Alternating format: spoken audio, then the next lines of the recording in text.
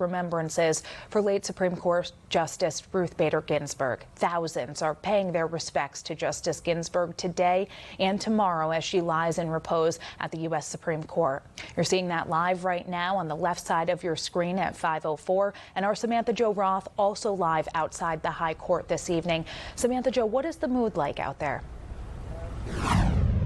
It was an emotional farewell for Justice Ruth Bader Ginsburg. Now, mourners I've spoken with here today have traveled from near and far to honor her.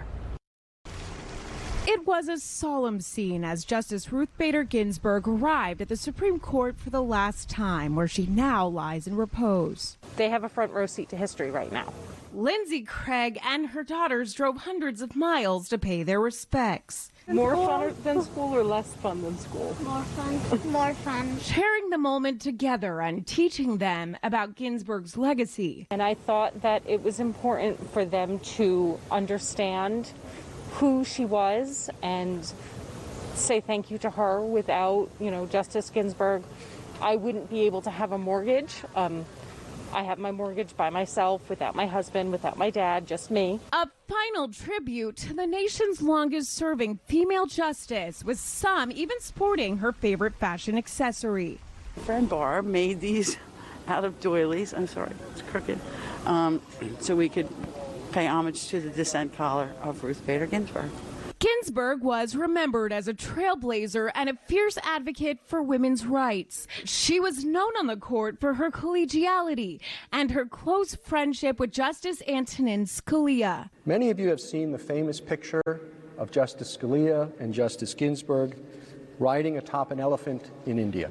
And in the photograph, she is riding with a dear friend, a friend with totally divergent views. That deep friendship and inspiration for Sharon Delgado and Jean Cullinan. I am a big-time conservative, but I'm always a big-time progressive. So we've had a very interesting And we teach each other.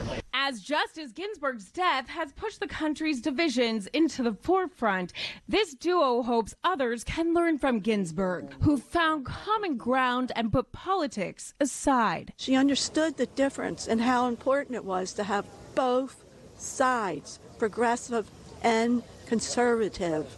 When you look at both sides, you are willing to change your opinion. And that's, I just admire how strong she was.